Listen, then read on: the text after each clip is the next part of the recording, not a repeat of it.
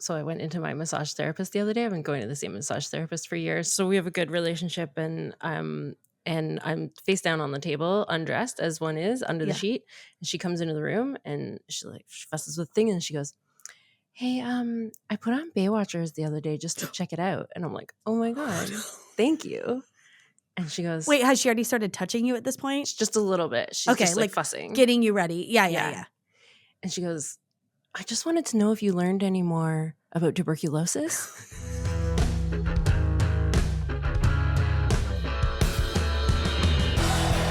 I'm Nicole Mackey. I'm ZJ Hadley. You're listening to a recap podcast drowning in nostalgia. Welcome to Baywatchers. Before we get into this episode, there's like a mild trigger warning for intimate partner violence. I'm going to throw that out here right off the top. Great. We're going to talk about that. Yeah, there's an abusive situation and it's unpleasant. Let's just talk about that a little bit because this episode got way more serious than I think I want Baywatch to be. Yes, I agree. Oh my gosh. After this episode, I was like, are we going to do this? Are we going to watch 100 more episodes of this? And also, I feel like we do have the tools on this show to talk about have conversations like this, but also we don't. Like, we don't have enough time. And there's 3 other storylines happening. Wait, you mean on our show? Oh, you mean on their show? No, on their show. On their show. Like, no, we're pretty savvy. No, we're savvy. But it's like their show, we have 45 minutes, okay? And it's one of 3 storylines. And we don't have the time to really get into it. And here's what I think about this episode, okay? I put plot A, Shauni gets abused. That's like an emotional situation, right?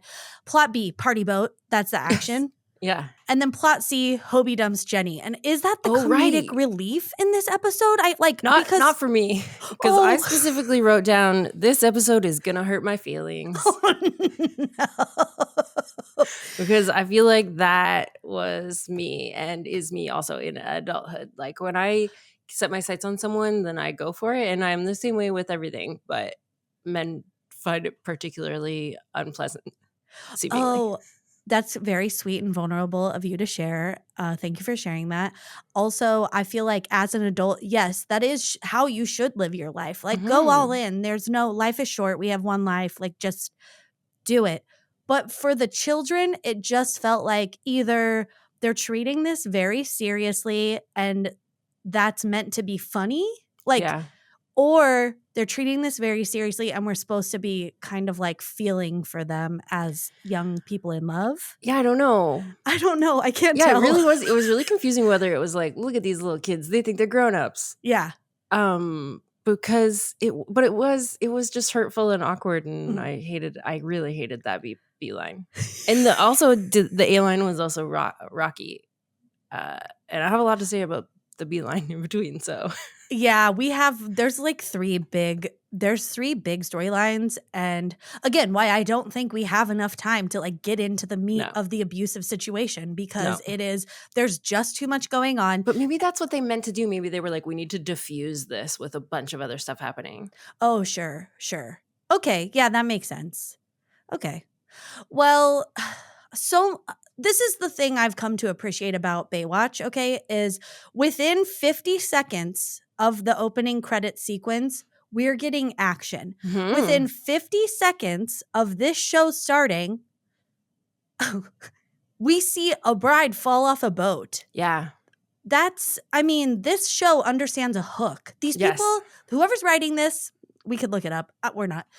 The people who are writing this show, they go, listen, I know how to get people wrapped, enthralled in under a minute.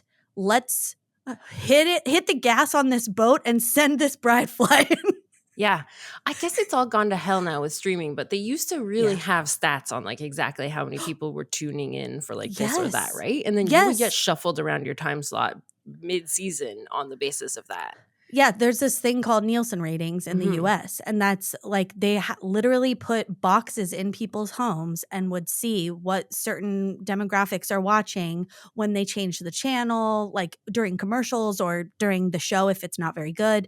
And so, yeah, they were able to see like this sort of thing would hook the audience and then keep them for the whole episode because this is high stakes immediately. Yeah, it is. I also think that I guess I haven't really been paying attention, but I'm under the impression that this type of TV show has like different directors for every episode or for many Probably. episodes. Yeah, yeah. And so like I feel like those people are also incentivized to be like, not on my episode. Like my episode's gonna be splashy, like big, bold action. I'm gonna get people hooked right away. Yeah, but the writing staff is always the same. Like the writer's room Oh doesn't yeah. change. So like I I guess it think depends how much sway the director has. yeah, yeah. And how I guess also how they're going to film it. I mean, if they're just bopping along and they're not full blast on this boat, which okay.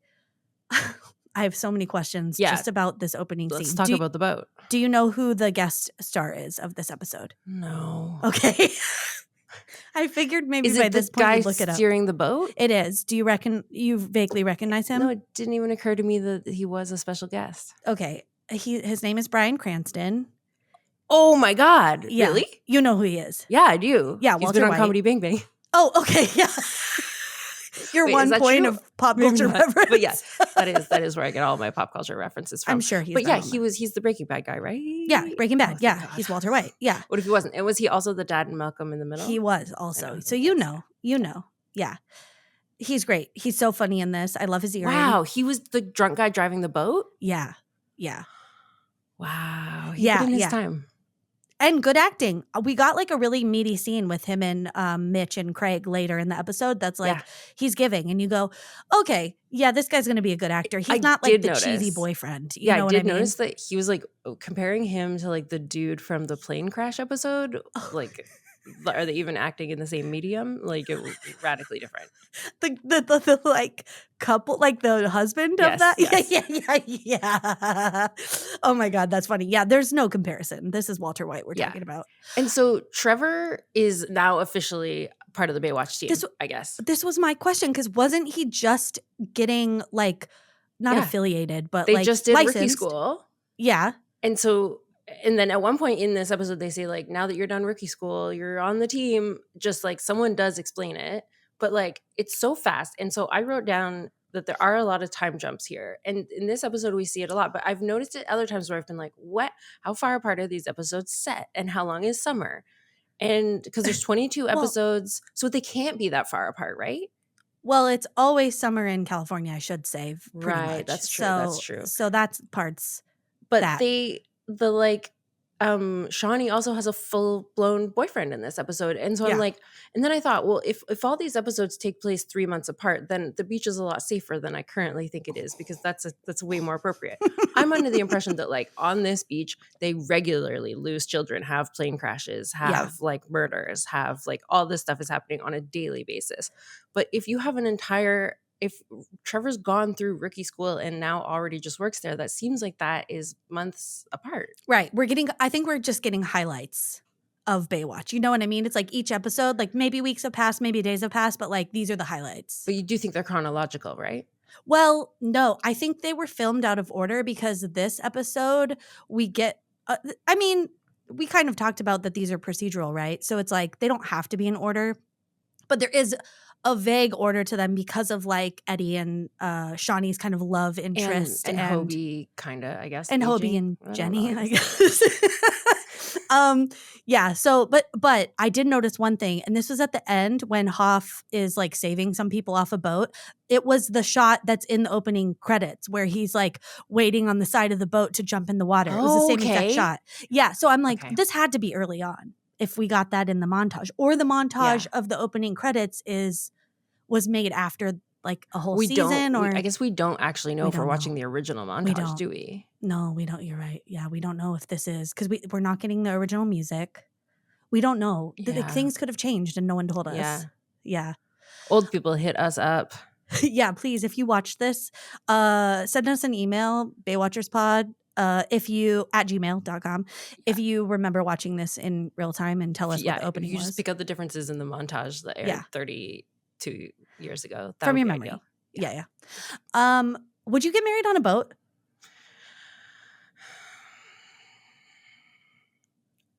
It's a tough question to answer because I don't want to get married at all. Oh. If I had to Same. get married, Would it be on a boat? I guess at that If I point, had what does to, it matter? okay, would you ever do something important on a boat? I Yeah, guess. sure. What's wrong with the boat?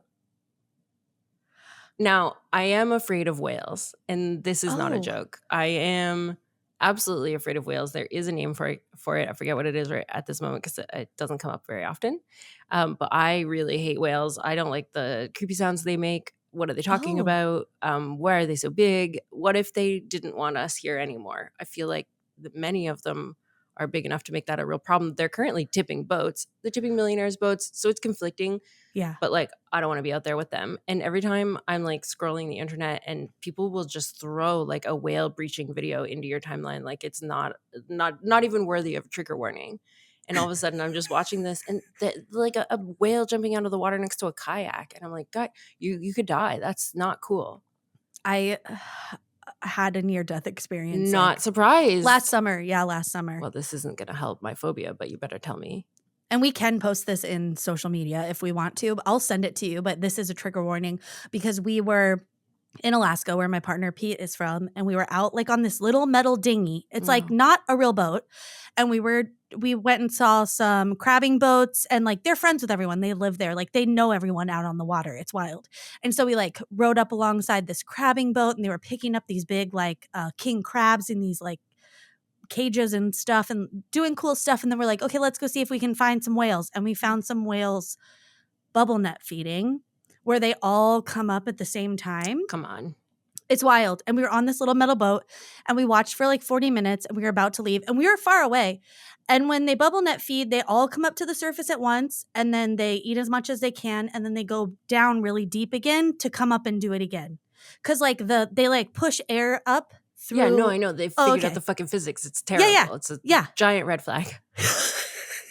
Well, we were far away, like I said, because you're not supposed to get close. And there was all of these boats like around the edges watching. And then we're like getting ready to leave. We watch them bubble net feed for the last time. And then they all start coming down underwater towards us. We felt the like through their blowholes. They were so close to our boat. Like you have to see the video. I have full goosebumps. They it was the spit scariest. blowhole water on you? I thought I was going to die. Yeah. How close they were, we could feel the water coming through their blowholes onto us like mist. It was the most insane. And my mom was with us. I thought we were going to die. And I was like, I think I'm going to die this way, which I felt so stupid. Because like we didn't try to get that close, but they just came towards us. Like we couldn't tell they were coming towards us. And then they were there. And it was like, oh my God. And we kept wanting to leave. What are you going to do? What are your options at that point? None. Well, I wasn't driving the boat. And we're all screaming at my brother-in-law. Like, let's get out of here. Come on, let's get out of here. He was frozen. Everybody was frozen. Like, it was not a good, but they like knew we were there and they just went down right next to us and nobody, like they didn't touch us. It was quite majestic because we survived. You were at their mercy. Died, yeah. I'm just saying if they ever change their minds, like it just feels like we don't have that on lock. We're just hoping for the best. They don't, it's not like I can be like, here's a treat and then they'll like avoid us. You know, it's not like with a dog or something. It was one of the scariest moments of my life. Mm-hmm. And I really, truly thought like, okay, we might die right now. And like, okay, I guess this is it. Like, it was wild. So yeah, I can post a video. There was like another ship that was taking pictures of how close they were to us. And then when we drove away, finally, because we're like, we need to get out of here. I don't want to be here anymore. Like let's get to land. There was a boat that was like, hey, what's your email? We'll send you these pictures we just took. And that made it even more scary because when we saw those. Yeah, those guys were documenting your doom. Our imminent demise. The people are going to need this for evidence. Exactly. But then I was just thinking, I'm going to be on the internet as a woman who died getting too close to whales. Yeah. How upsetting that's going to be my legacy. What part of that do you think would be upsetting? Is it that it's embarrassing or that it's going to like disparage whales? No, that it's embarrassing to be a dumb human. Dumb ways to die. You know what I mean? I don't know. Like I'm going to be on Tosh.0 or whatever. No, here's why I don't think that would happen is because like when people climb into the tiger pit at the zoo, that's dumb because like you should know that a tiger's dangerous. There's warnings, there's bars. But whales have enjoyed such popular publicity, like such a just absolute untarnished reputation that no one's warned you to be afraid of them. And so I kind of feel like that one's on society. Okay, good. I feel better. Yeah, I guess to your point, we're just sharing the ocean with them. Like we were just like we can't just avoid the ocean. No, and they know more about it than us, and they're Yeah. taking up so much of it. They're too So big, much. and then why do they eat the smallest food? Why? You don't have to. You can eat bigger food. Yeah, that's always made me feel weird. It just feels like there's more to that than we've figured out. Okay, good. Okay. All right. Going back to the boat. The whole idea of having a wedding on this particular boat felt sacrilege. And also the fact that the groomsmen were like Donald Ducking it in tuxedo shirts. Yeah, I would like to talk about that. Okay. Yeah. So, but that's not about a wedding or a boat. These people were trash. These were just really trashy people. Yeah. They were. This particular boat is trash. I would say it's not a nice high profile. It's like a party boat. Yes, it's the party explicitly a party boat. Yeah. But, so they're zooming in on this boat, and there's a bunch of noise. There's clearly a party going on, but I couldn't figure out why I couldn't see pants on the men, because they're as you're farther away, I'm like, are they wearing black t-shirts and no bottoms? Like, are they fully dicks out on this boat? But then I guess I'm left to believe they had black Speedos on with their black tuxedo shirts. I'm not mad at it. No, it was fun, but this was the wedding, right? Not. Yeah, they were about to get wearing married. A wedding dress. Okay. Yeah. Oh my God. And so she falls overboard because she's being a dumb bitch. Well, I think also he guns it. Yeah, but why? She was like on the side of the boat, like around the railing, trying to like wave at somebody or something. I don't know. Yeah. But what we must say to bring Trevor joining the Baywatch team together with this story is that Trevor goes out there and saves her. Trevor's looking fit in this episode, hottest Trevor's ever been, and he carries that bitch out with her sopping wet wedding dress. That's gotta be 80 pounds extra. It must have been so heavy, and it's like no big deal. And I guess probably he wasn't holding her that long, or maybe they took the crinoline out and stuff, so it wasn't actually that heavy. But like, good job, Trevor. Okay, but I do want to say he looked like he was struggling to me. In his Did neck. he? His neck and shoulders looked really, to me, I clocked that. I was like, oh, he does not look comfortable. Well, I mean, good. I mean, that's a lot to carry. Yeah. It was realistic. I do want to point out that the name of the boat is the Mercy, but it's spelled MERSEA, which I think is kind of fun. It's like a mermaid, a sea. I guess. Yeah. It's fine. Do we want to follow the rest of that storyline? Sure. Okay, so obviously we'll table Eddie and Shauni's storyline for a bit, just so we could kind of work through the. We need an appetizer. Yeah, we need an appetizer. We need the whole Walter White of it all, because we're gonna follow them. I really love that his name is Tom Logan. Mm-hmm. I think that's such an 80s boatman name. Mm-hmm. Captain's name. Okay. I love that he's terrorizing the bay. Yeah. I love that Trevor makes a date with the bride. We find out. Yeah, we find out a little bit later that when Trevor, I think, is relaying this information to Mitch or Craig, I can't remember who it is, and he's like, oh yeah, that's Tom Logan. He's been terrorizing like the bay, and I had to rescue someone. It was a bride. And he's like, oh really? And he's like, yeah, we have a date later this week. Oh my God, I missed that. Because they didn't end up getting married. Right. I mean, okay. But Trevor, I mean, there's a lot of talk about Trevor being the virgin converter, the babe, but like, I'm not seeing it in practice. I mean, I guess he had that one Australian girl with him that one time, but it was inconclusive whether that was his girlfriend or not. We saw him with Mariska Hargitay. Oh, yeah, right. Okay, but that felt weird because that was like a weird dynamic. Yeah. Yeah. I know, like we know we're told he's a stud. I guess it's show us, don't tell us. Yeah, I want to see women coming to him. I'm seeing a lot of him being a dirtbag to women. Yeah. I want to see the hotties flocking to him, and I'm not seeing it. But I do think he is getting hotter now that he's getting more serious, and he's like a serious lifeguard, and I am enjoying that about him so far. I do notice every episode I'm like, okay, I'm a little more interested. Yeah. Did you notice that he is wearing longer shorts than Eddie? So do you think his thighs aren't good? No, his thighs. Well, I don't know. I guess maybe he was sensitive about his thighs. Maybe. But I've noticed that the men have two different styles. There's like a more basketball style that kind of goes out and it has a straight hem. And then the one that Eddie and like Hoff and them are wearing have like the like, you know what, the shorts that have the little, they just go up a little bit on the side, like it's rounded. Yeah, I'm not describing it well. Anyway, it's like a little divot. Yeah, it's like because the pieces, the way they're sewn is like overlapping there. So Flaps. yeah, so the boys have clearly gotten to choose between a couple of different styles of shorts, and I'm just gonna monitor the situation. But Trevor's in the longer shorts. Oh, which is very like going into the era of the 90s. We talked about like a longer short. I feel like Hoff and Eddie are in the 80s short, which like the short, the thigh flap. So it's like a little exposure. It's a slit. It's a slit. It is a slit. A leg slit. Yes. Oh my God. I love it. Not just for the women's dresses, folks. No. Okay. So what I couldn't understand was why they didn't just call the police or the Coast Guard on this boat. The boat is breaking so many laws. Is it? I think they're saying that it's not. Down. They were wrong. Oh, go ahead. At least in Canada, where I'm licensed to drive a boat, it's illegal to drink while driving a boat. I know a lot of people do it, but it's illegal, and definitely with like your corporate insurance is not covering. It's definitely illegal. He is not supposed to be drinking and driving that boat. Yeah, you're operating a motor vehicle. Yeah, but to that point, it's like, how are the police going to prove it unless they? I mean, they'd have to like pull him over. Yeah, they should pull him over. Have you ever been pulled over on a boat? What? I've been pulled over on a boat a couple of times. Okay. Okay.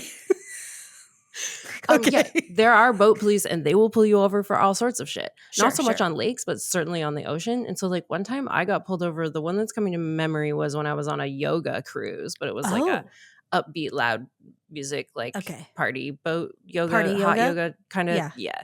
And the police pulled us over and told us the music was too loud. Oh. And we were on like a commercial cruise boat. Out like in the middle of nowhere? Like in the Great Lake. Oh, not in the middle of nowhere. That's the other thing. So there are absolutely speed limits. There are absolutely laws that you have to know. And he is speeding in that bay. There's no way that he would be allowed to be gunning such a big boat that close to the beach. That is not allowed. That's illegal. And then I also thought that horseplay might be a problem. I'm pretty sure if the cops saw people fucking around on the edge of that boat, they would absolutely, that's like reckless operation of a motor vehicle or something. Probably. Wait. You know how Craig and Mitch say that they don't have the jurisdiction? Yes, don't they have the jurisdiction? Well, this is the issue at hand is that the guy says like, you don't have the jurisdiction because I'm too far out. And then they're like, he's right. We don't have the jurisdiction. Well, we'll just wait until he comes closer and then catch him. And I'm like, just call the people who do have that jurisdiction. Coast Guard. It's not like international waters. You can see him from the beach. You swam out to get the bride. He's right there.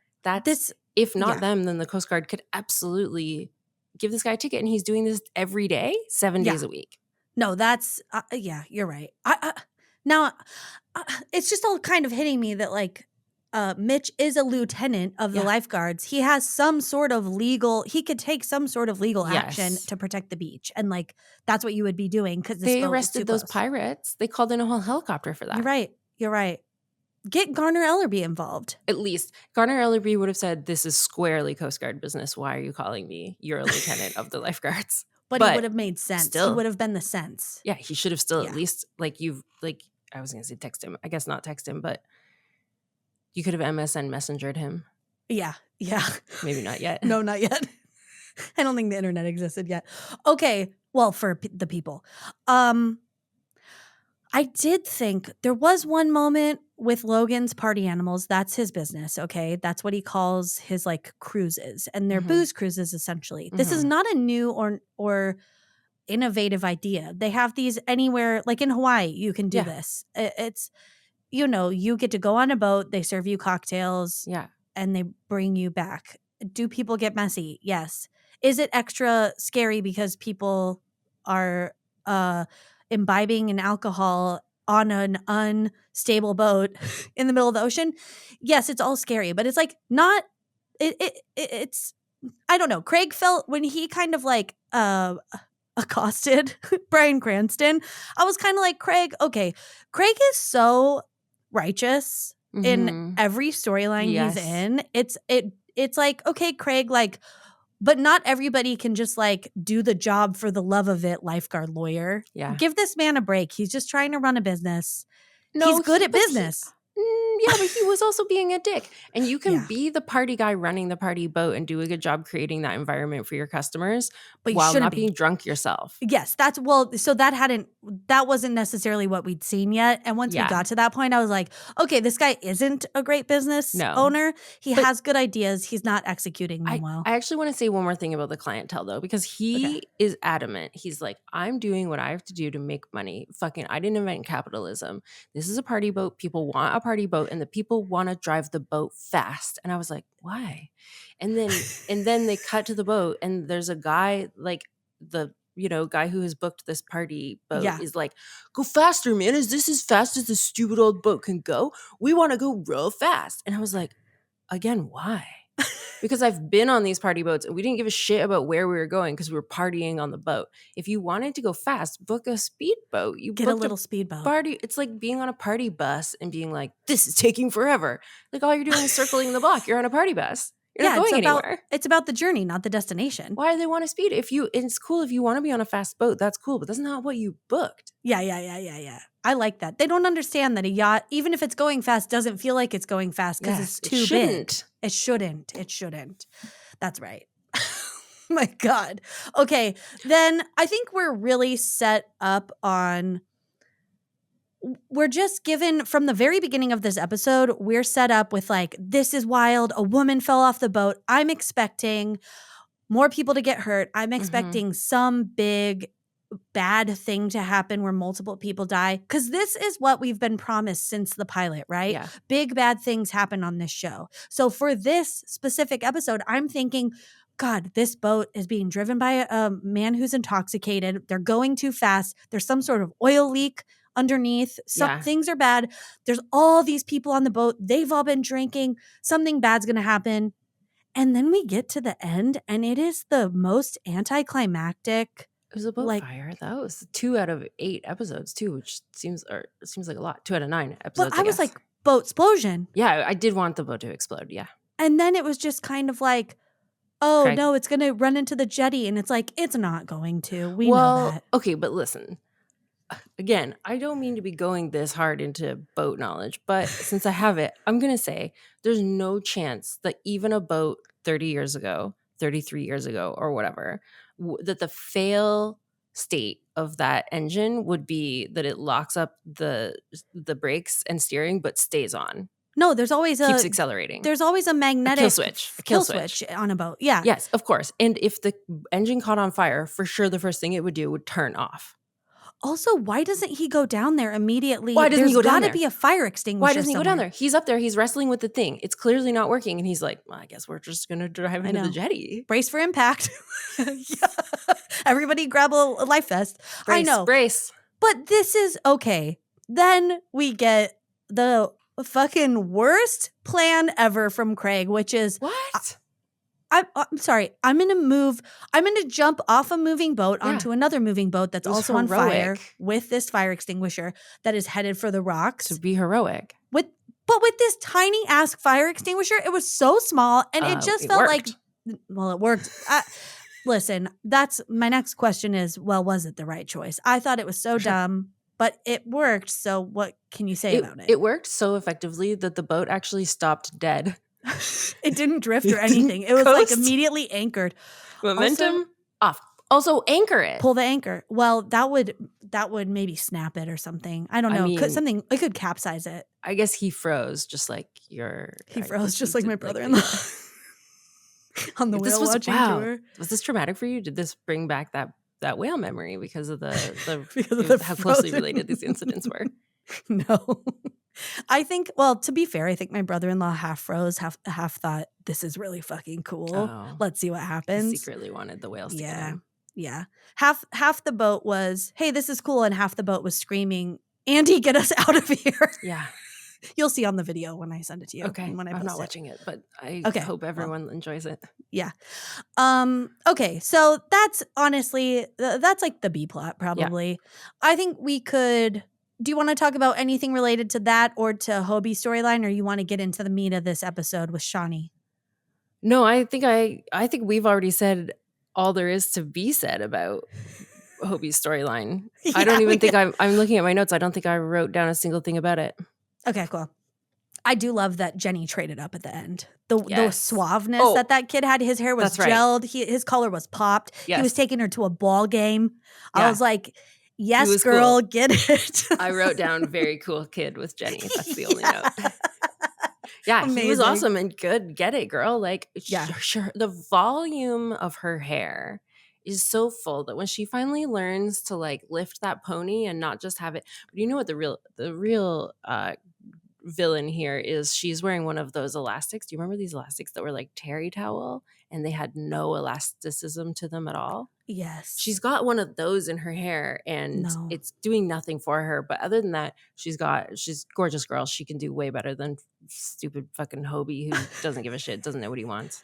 Yeah, he's not ready yet. He's not emotionally Maybe that's ready. it. He just knows he's prepubescent because he's actually turned down 2 girls now because he also remembered the oil rubbing lady from the first episode. He's not interested yet. He's not. It's not ready. what he wants to be doing. He wants to be friends. Although, didn't they kiss in the pirate episode? Oh, yeah. But I think that's because they're just like trying things out. Yeah. It doesn't mean he's interested yet. You know what I mean? Yeah. They're just experimenting. But do you think he was interested in her then at the end there? Because he's clearly upset when she goes and runs away with this very cool kid. I think it's more like, oh, I lost and not, or yes, maybe that's I lost a right. friend. Oh, do you know what I forgot? Is that What? men think of women as possessions. Right, yes. That It's checks more, out. it's more, now I don't get the shiny object, but I don't want anyone to have it. I don't want anyone to play with my toy. Yeah, exactly. Okay, Shauni and Eddie. Yeah. I didn't know that this was setting up. I knew that we would get more of their like will they or won't they in this episode, but it got really it became the driving force of this episode. It's definitely the main plot point. Yeah. Well, there's nothing more romantic than being assaulted by your boyfriend. That always gets me going. Yeah, that always makes men who think they might be interested in me actually interested in me. Yes. Yeah, Yes. that's the thing. What kind of job are there any other jobs besides lifeguard where you would shower with your coworkers? Porn. Oh, you think it's I don't you know. don't keep the heat for the camera? I feel like you wouldn't do anything together until you're like on set. No, you have to clean off you have to shower afterwards. Yeah, but you go to your private shower in your dressing room. Oh, I think you're overestimating what a porn shoot looks like. Or you wait your turn. What the facilities are. Okay, maybe. Yeah. Okay, porn. Maybe like I don't know if like you're a doctor in some sort of like situation that goes bad. Yeah, that's possible. Or firefighters. Or science. Like if a science lab blows up, like you all have to get in the like science shower in the corner of the room. Yeah. But those are all what if like you're shower technicians? You test. You shower just with your installed a really coworkers big all the shower. time. You got to test it out. Yeah, everybody get in. It's like a clown car. How many shower technicians can we fit in the shower? I just thought, I never want to shower with my coworkers. I don't care what my job is. No. Never. No, Please that's don't. True. No. I don't want to use the same bathroom as my coworkers in the best of times. In general, yeah. And then I thought, okay, how often do you think lifeguards hook up together? Because you're greasy. Well, they're showering together. Always. But you're always oiled up. You're always like. Yeah, but remember being under 25? Yeah. Yeah, you didn't care. No, I'm saying it's like a thing that would make you hot.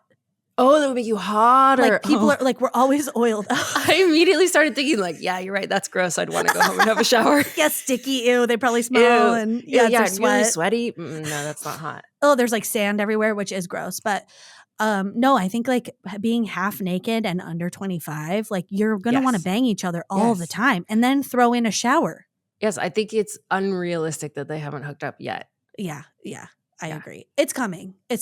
Oh, yeah. I think we can see by the end of this episode. Okay, so we meet Andy Garrison at Gina and Craig's party where the chicken balls, which I didn't know that was a food. I'm guessing it's like a chicken meatball, but it's square and long. So I thought it was a tiny spring roll type thing, like a mini spring roll that had chicken in it. Flat. I was like, what did the prop department put for a chicken ball? And then you know what? That never went anywhere because I thought we were building up to that it was going to be secretly tofu. Because remember how the Me 80s too. and 90s felt about tofu? Me too. I thought so. And soy milk? Was he just saying she's a bad cook? I think so. Because or there was more of that was cut, and for some reason that part had to stay. I was so annoyed by that. I was like, is he just like criticizing her cooking to literally everyone that shows up to this fucking party, you asshole? And then I also thought maybe the beeline here is that they're all going to get food poisoning because he's making everyone try it and being like, is this chicken? This chicken doesn't taste right. And I'm like, oh, we're going to have a whole episode of they're all shitting their brains out. And then the child lifeguards get called up or something, like somebody has to sub in. It was just a scene for no reason. The junior lifeguards all get kidnapped by Bryan Cranston's party boat. Yeah. Oh my God. That would have been a fun episode. Yeah. Yes. I was so there. Maybe it's the editing, maybe it's the writing, but yeah, there's always these little tidbits on this show where I'm like, ooh, I'm excited to see how we follow this. And then it turns out, no, it was just that one scene. Yeah, this has nothing to do with anything. But like, and I guess they already had that set, so maybe it wasn't that heavy of a lift. But like, were they trying to work a fourth storyline in? Oh, with diarrhea? Yes. The diarrhea storyline. Yeah. The fourth storyline here was the diarrhea. Yeah. Yeah, I don't think anyone got sick from that party, but I was kind of bummed because I like that that's the only conflict that Craig and Gina seem to have. Like, their relationship seems good and they seem very sweet to each other, except for that. I was like, you don't need to, don't criticize this, okay? But did you see what she was wearing? No, I didn't even notice. She was wearing a black sweatshirt. Yeah. With those fabric paint pens. Do you know what I'm talking about? I used these so much when I was a child. Yeah. Like puffy paint? But it would be like raised. Like puffy paint. It was called puffy paint? That's what we called it. On the one that you used on your clothes? Like I've seen puffy paint you use on a poster board, but this was just like, it just is like a hard plastic line, almost like a glue gun. No, my mom puffy painted things for me and my brother when we were little. I had all my clothes had that stuff on it. Yeah. Oh my God, I didn't even notice. I can't wait to see the screenshot. I will grab it, yes. I love to overpromise and underdeliver all the screenshots I'm going to grab, but this one I will grab because I forgot that existed and I was so delighted to have it come back into my mind. Okay, I did love this. I loved this so much. This is before we even get to the party, but I wrote it down and I think it's fun. Mm-hmm. Do you know what Eddie calls Andy? Like, Shaunie's really pressing him in the shower. He goes, he's a jerk, Shauni, an arrogant bonehead and a patronizing stooge. Oh, yeah. So good. And he is. Because this man is he's the trope of the 80s yuppie, from his law school to his money to his hair to his turtlenecks. Yes, turtlenecks. He is, and it's not even really a slow burn in terms of how shitty he is, because the first time we really meet him is on the staircase, I guess, but that's whatever. He's at Shaunie's house claiming he could fix the sink. Mm-hmm. That man has no business touching a tool, period. Well, who knows? Never touched one in his life. Mm-hmm. What was he using a screwdriver for under the sink? That's what I'm saying. That's not a plumbing tool. Well, exactly. There's no screws down there. Okay. We don't know. He is inept, but needs everyone to think he's wonderful. And that's his like bad. And he's in law school. Brain. Yeah. He's and he has the same face shape. The Hoff, like just the studly jaw. Oh, I didn't even notice these guys. I didn't even notice. It didn't look like that to me. There's a very universal male face shape archetype. Eddie doesn't have it, but everyone else does. Oh, Craig's a little bit different too, but the rest of them have. It reminds me, there was a child's cartoon about a very buff guy that I'll never, Johnny something. Oh, yeah. Johnny. That guy. Yeah, I know what you're talking about. Yeah. I want to say Johnny Drama, but that's from Entourage. No, it can't be that. I know who you're talking about. Yeah. I didn't find the yuppie guy attractive, and I think it's because immediately. I'm not saying he's attractive. Oh, he just has the jaw. Yeah, it's like, he has the face shape that society deems attractive on men. Okay. Well, immediately he's garbage. He's like definitely pressuring her for a kiss. He is touching her inappropriately. He's like picking her up and like restraining her. He not only doesn't fix her sink, I think he breaks it further, and then he breaks her TV. Yeah, he does. By lifting her up and when she doesn't want that. Yeah, she's like, Yes. no, put me down. She's like asking repeatedly. Yeah, And he's being immediately, a creep. yeah, that was the moment where I go, oh, I don't want this to be the episode. No, I know. Yeah. I He's don't not getting know. consent. And you know what they're building to exactly. And also it starts with Yes. her asking Eddie what he thinks of her. So you already know that that's the premise. Like that's what we're going to be dealing with, is that obviously he's terrible. Yeah. He has to get his way, and he's going to make sure no matter what he does. Yeah. After that, it's, she's kind of like pressuring Eddie to like maybe like him, or why'd you leave early? And they're like talking. And it's just like there's obviously some sort of tension building between Shauni and Eddie. Yeah. I felt like maybe there was a missed opportunity when it looks like Jill and Shauni are lifeguarding at a golf course. Did you see that?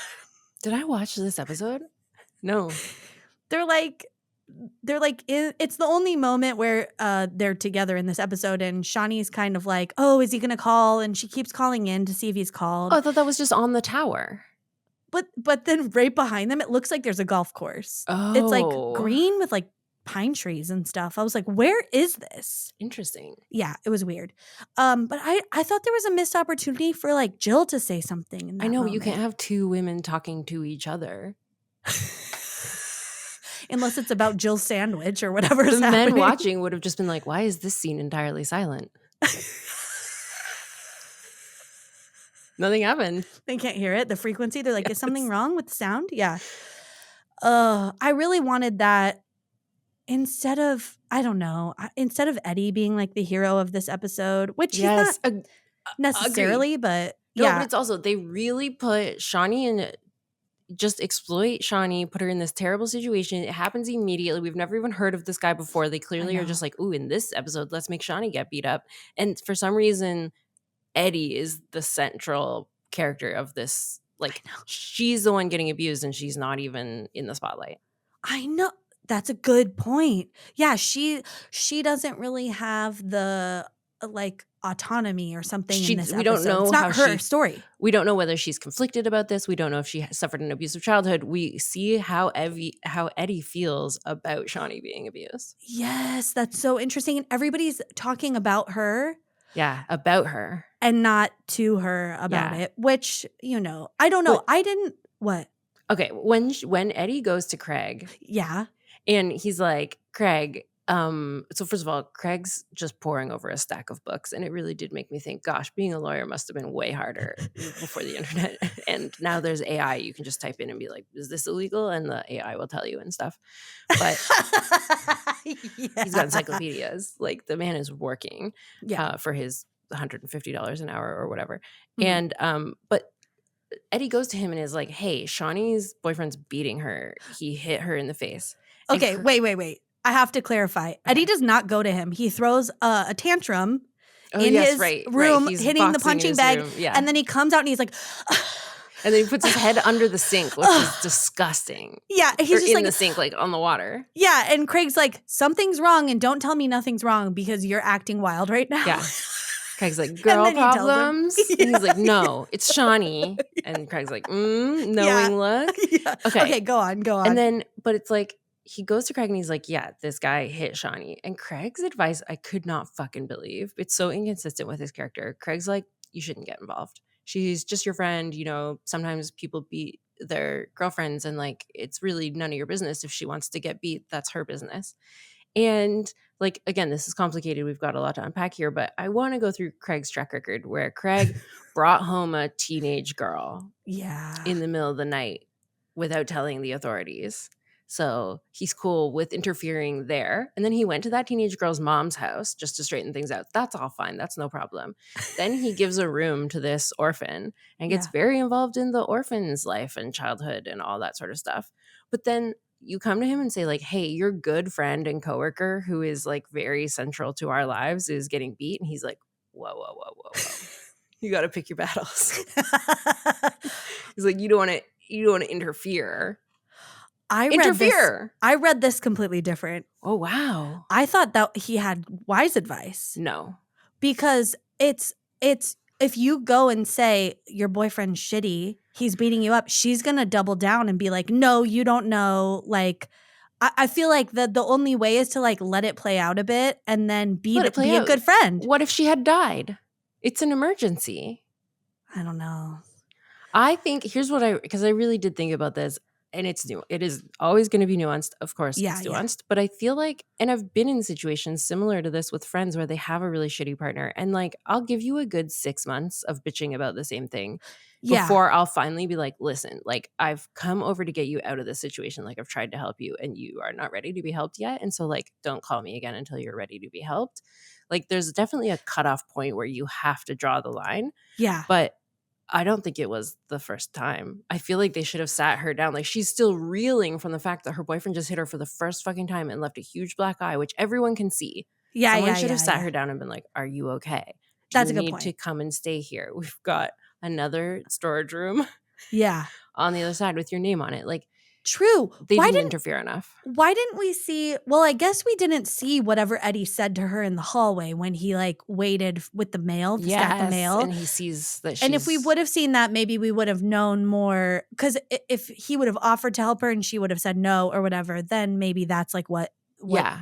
But I think if they had an explicit conversation where she really said, I understand and I staying in this relationship or whatever, then yes, truly the advice to back off. I get it. But I just don't, I think they should have tried at all. It felt weird. I agree though with like the you if someone doesn't want to be saved, there's not really anything you could do about it. It's like if someone doesn't want the help, then But they didn't even give her, she needs they to didn't even sleep try. on it. She needs to wake up the next day and be like, oh my God, I have a black eye. I need to figure out what to do. Like it's like it all happens in an instant. I wonder if there's a scene that got cut or that we missed or something. Because I don't know what we're supposed to get from when he sees her black eye. And then they just look at each other.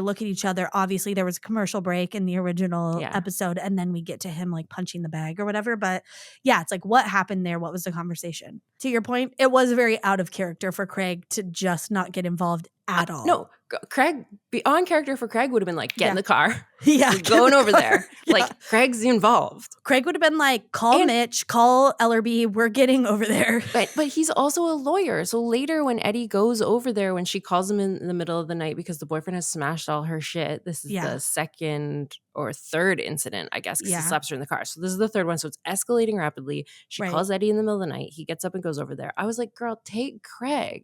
Take the lawyer with you. Roll up with a lawyer and a second guy. Because also Eddie is, once again, very little. Well, my thought is, why aren't you calling the police? Why are you putting your friend in danger if there's this man that's hitting you? Like there's a man that's unhinged. I can understand if you don't, I can because you don't think it's the I guess or you don't just think like it's the that. Police could make it way worse. You need a friend with you when you're calling the police. True, and also I guess that could be like, oh, if I call the police, he'll be even more violent because like that's it could be. Yeah. So, but I was like, your little friend, he's too small. He can't come save you. Anytime that I call you in an emergency, if you're with any lawyer at that moment, just bring them. I always want a lawyer along for the ride when I'm in trouble. Oh, that's smart. It just doesn't hurt. I'm very lucky to have a lawyer in my family. Pete's oldest brother is a lawyer, and he's a very good lawyer. And I think sometimes I just think that's nice. Yeah, everyone should try to have a lawyer in the family. Try to know lawyers. Yeah, you should have a lawyer, and then you need like a nurse or somebody that you can send a picture of a weird blotch and be like, what is this? I don't want to show this to someone in a walk-in clinic. Can you just tell me? Yeah. Can I send you a picture of a part of me that I wouldn't normally text a picture of too, but I just need you to look at it because it's less embarrassing than going into my doctor. Yes. Okay.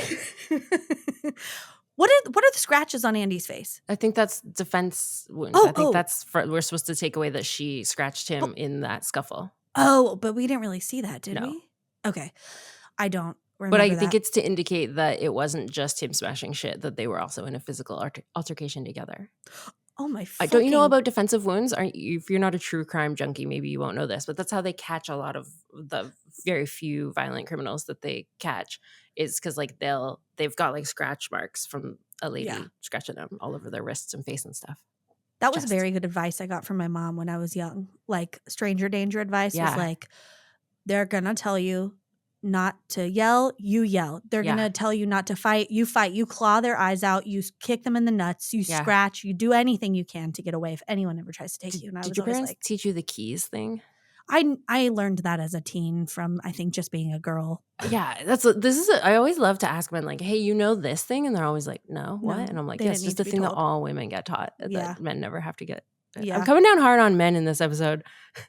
It's fine. There's good men. The one in this episode is gross. Do you know what happened though? Is actually I was looking at our listener stats the other day, and it's the ladies are listening, and so Right. I'm We just don't like, need to well, talk who to am I men. speaking to? Yeah, it's fine.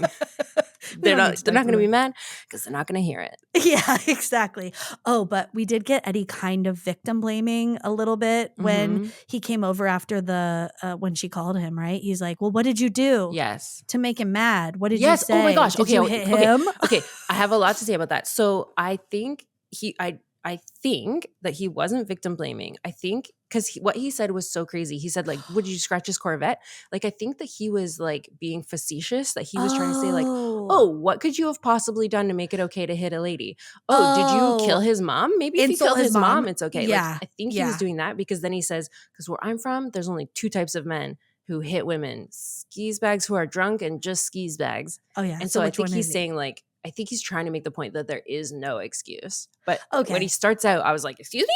Yeah, and then he kept going, and I kind of think it was just a poorly executed bit of. Eddie's not funny.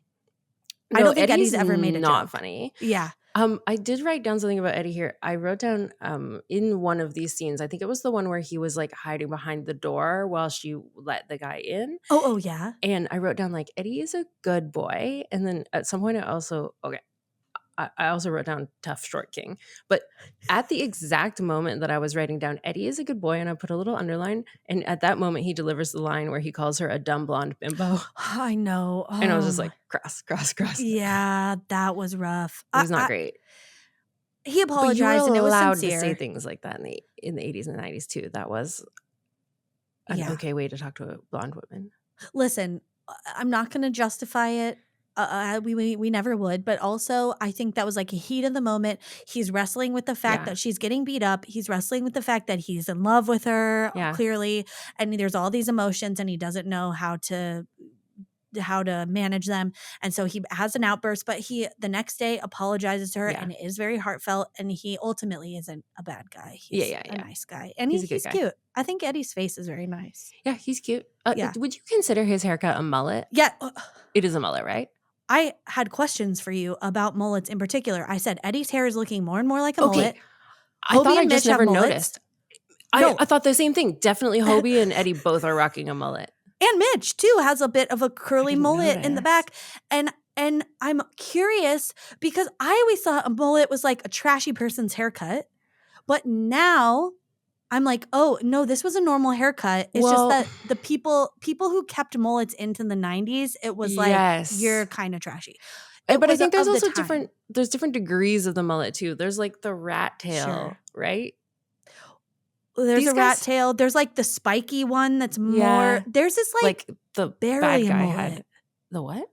There's this barely a mullet. Yes, it's barely a mullet. But they're rocking what I would, and this might be inaccurate. It might fully be a mullet, but what I would call from my high school trauma hockey hair. Yeah. Because I'm Canadian, so we're big on hockey. The boys in high school, they play hockey and lacrosse, but a lot of hockey. And then they're like gross and smelly and nasty and wearing pads, all this stuff. And it's like a badge of honor. They'd be like, we're all stinky, gross boys. And that was supposed to be cool or something.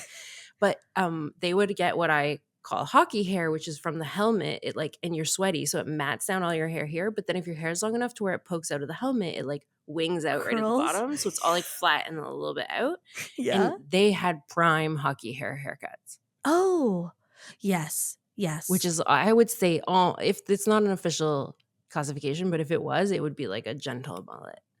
A fullet, I think, like a faux mullet, I think is what it's called. But yeah, you're right. Hobie definitely has like a little bit of a neck wing situation. Yeah, hockey hair. Ooh, good to know. I didn't know that. But yeah, I definitely noticed the mullets on this episode. And I think that was just the haircut of the time. Like it's that thing of when something is popular and then people hold on to it for too long, it becomes yucky. And so you're like, oh, that's trashy or whatever. But it's like, this was the height of it. There's also something to be said, like, the people who also age and like never change their fashion with the time at all. And they're just like, they picked how they looked and felt the best at like 25 and they're still rocking that at like 60. And it's like, the styles have changed significantly, so it makes them look really out of place and Yeah. yeah, not good. Dated. Yeah. Yeah. Yeah. All right. Yeah. Well, so I do feel like Eddie does kind of get to save the day, I suppose. After Andy comes in, delivers the "I walked from here from Palm Springs" Yes, monologue, which is like, that no, you didn't. was so triggering. Oh, it was. Yeah, He I gives this just. big outlandish speech of just like, I drove as far as I could, and then I started walking, and in the headlights I saw your face. Shauni, I love you, please take me back. And it's Yeah. just gag inducing. It's gross. It's so manipulative and so like he hasn't changed at all. But that's the thing. This is the thing too, because it's like, what is it? Kind of sociopathic type or Probably. narcissist? Yes, all of Yeah, these all of these places. things. Oh, yeah. I just watched a whole season this weekend of Love is Blind UK. I don't know if anyone's watched it, but there's a guy on there that's just telling what the women want to hear, and there's no Yeah. substance to him. And you're like, red flag. But Yeah. like to someone hearing that, it sounds good. Yeah. And you're just like, oh, yeah, this is exactly like, oh, I went into the wood. I mean, I don't know. It's like, I went into the woods and I thought about it and I'm sorry and I'll never do it again and blah, blah. It's like, talk to a professional. Yeah. You can't come back until No. you deal with this shit. Or ever. Just Or ever, yeah. no stress just generally policy, ever. no tolerance for getting hit. Yeah, yeah. I will tell this story. So when I was maybe like 20 years old or something, I dated a magician for a little while. And yeah, and one time, and so he would do his magic tricks for me, and he was really good. And so it was sexy. This is a relationship I very much regret, so it's hard to answer that in the moment. But sure, obviously, I did find him sexy at the time. So I was dating this magician. We're sitting next to each other. We're out for dinner with some of my colleagues or something, and we're sitting next to each other. And he had done these magic tricks for me. I'd make him do them, and I'd watch, and I'd be like, I got to figure out how to do this. Like, I really wanted to be smarter than the magic and not be fooled by it, but I got fooled every time. And then we were sitting next to each other, and he was doing magic for my coworker. She was just like, oh my God, that's so cool. How did you do that? Like, it was blowing her mind. But from my side view, I could see exactly how he did it. And it didn't even look good. But the way that they're doing it is they're distracting you over here Sleight of so hand. that you're not looking. And it works because it works. And so I've always kind of thought about these abusive, manipulative men and women, surely. But most of my experience has been with the men. And that like it's easy to be fooled because they're doing it to you and they're good at it. And so, because people blame themselves, and I've blamed myself after bad relationships and been like, why didn't I leave at the first sign of them being shitty? Or like, why didn't blah, blah, blah? And we beat ourselves up. It's like, they're good at it. Yeah, you're in it. You're too close to it. But when you're not too close to it, you can see right through it. You can see it happening clear as day. And it's like, why are you falling for this? But that's what's hard about these situations and why you can't always be like, don't you see he's awful and you should leave immediately. It's like, no, that's not. And it's like a slow burn, you know, because it's like, oh, but it was just the one time and he said he'll change. And like, you want to believe it. You're in love and it's all these things. And it's also hard because I used to be someone who would be like, I would never be someone. I know. And it's like, no, the older I get, the more I know, more like it could happen to anyone. Yeah. And you just have to be, you know, I don't know. It's so sad and hard. And I'm kind of glad this show, I guess, takes on some of these topics. Well, just no. Completely come around to that? No, I'm glad, I guess, at the time they were kind of shining a light on some of this stuff because I guess, you know, making sure it's being seen could help people. And it was the biggest show on TV. But it's not the experience I want every week. I don't want to get this deep every week and have this bad of a time. Yeah, I had a bad time and I don't want to repeat it. And I really was like worried about what I've signed myself up for if this is going to be the tone. Yeah. But I have a feeling next week we're going to bounce right back and it's going to be like a silly, like a bouncy castle floats out to the sea or something. It's a bunch of kids and a magician. It's also wild because we're like, this was such a heavy episode, but like so many of the episodes have had heavy stuff. It's just That's like true. It's just like, oh yeah, like a boat exploded and people died. Anyway, like, I was upset about Al dying. True. But I've never been in a boat explosion and I've dated shitty abusive men. So this one is a lot closer to home. Yeah. Yeah, totally. How many red swimsuits do you give this episode out of 5? Well, do you want me to evaluate it on its artistic merit, storyline, or on like how it made me feel? It made me feel bad. I didn't want to watch it again. I never know when I review movies. I never know how to differentiate between like there are lots of movies that are like good. They're well done. I didn't like it. It didn't make me. I didn't enjoy the time I spent here. But it's still well put together. Well, yeah, here's how I always think about it. It's like, will I think about this again? Or am I thinking about this after I leave the theater? But there's so many stupid movies that I think about all the time. And that you're were like, why was this fucking think happening? About Birdemic often. It's not a good movie. What movie? Birdemic. I've never even heard that. Oh, well. Bird and Pandemic? Yeah. Portmanteau? Yeah, it's a Birdemic. Yeah, it's one of it's a cult classic, one of the worst movies of all time. Bad. Okay. It's bad. You should just watch the first couple of minutes.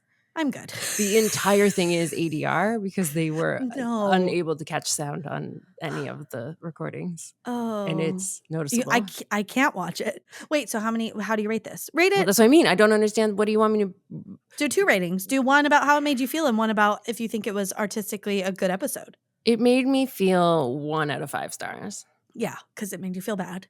Yeah, because the Shauni stuff was upsetting and triggering, but the Jenny storyline also hurt my feelings. I really didn't like this episode. And the fact that we got to see a woman didn't fully make up for it. The fact that there was a woman featured in this episode that it was like managed to make it more enjoyable. Sure. Well, she wasn't featured in a great light. And then in artistic merit, I like 2. Okay. I want to say I would give it a 3, I think. Action packed, 4 out of 5. Well, that's the thing. I feel like this episode had a lot of everything. It had action and it had like the dumb fun stuff, but it also had like a moving kind of storyline that obviously in this day and age could be written better and make her more of like empowered in it and stuff. And I don't know. What would you have actually changed to make this same point? Because I guess the story doesn't track if the first time he like breaks her TV, she's like, no, I don't handle that bullshit. Get the fuck out of my life. Get out of my, and then it's and then the credits. Not empowered in that way. I think instead of us following Eddie and his feelings about it, I think we're following her. She's talking to her mom. She's talking to Jill. Yes. She's like reaching out, being like, I don't know. Yeah, this was kind of scary. Other people asked her about her eye. What did she say? That's what I thought too. She went to the beach with a giant black eye. I know. It's like there's other lifeguards there. Jill's around. Like people are going to be like, what happened? And show her true care. And I think that would have just been a bit more interesting if we got her perspective instead of Eddie's perspective, like you said originally, on her situation. So yeah, I think it just could have been done. And honestly, it wouldn't have been done that way. It was 1989 or whatever. It's like, that's not, they didn't care about the women's perspective. No. Yeah. God, I feel really bad for some of these character actors too that like come onto the show and have to play the worst version of a human being. And you're just like, I hope they got work after this. He's not famous, so he didn't. We don't know who he is. This wouldn't have tanked his career. This must have been a very common storyline. Yeah, but I do feel like people get pigeonholed on these shows like Law and Order, and then they'll be on like Cold Case or whatever. Yeah, and then they're always kind of like, oh yeah, that's the guy that always plays like the abuser. And you're like, oh, that's a bummer that, I mean, he's a working actor, I guess, but I would hate if I was getting those parts. That's what I always think about the movies where it's like, and then there's this fat, ugly woman. And I'm always like, who is going out for those roles? And does it hurt their feelings? Yes. I get commercial. I'm like an auditioning, working commercial actor. And I get a lot of nerdy times. Best friend? No, but you think I would. Yeah. Well, I mean, I don't not get that, but it's generally like, we need real people who look like real humans, not models. Interesting features. Basically like the like ugly. Yeah. It's but like they've gotten more creative at how they say it. Yeah, but they don't. And it's just always that like interesting, unique faces. Unconventional. Not unconventionally attractive, just unconventional. Yeah. But they should cast more regular people because I'm tired of looking at the perfect male head shape in these fucking episodes. I know. Well, they need do in some- commercials. You should know that. Yes. It's more regular looking people. Okay. Well, this has been a very fun episode. Yes, this has been a fun episode, and I have been ZJ Hadley. I'm Nicole Mackey. And this is Baywatchers. End podcast. Woo.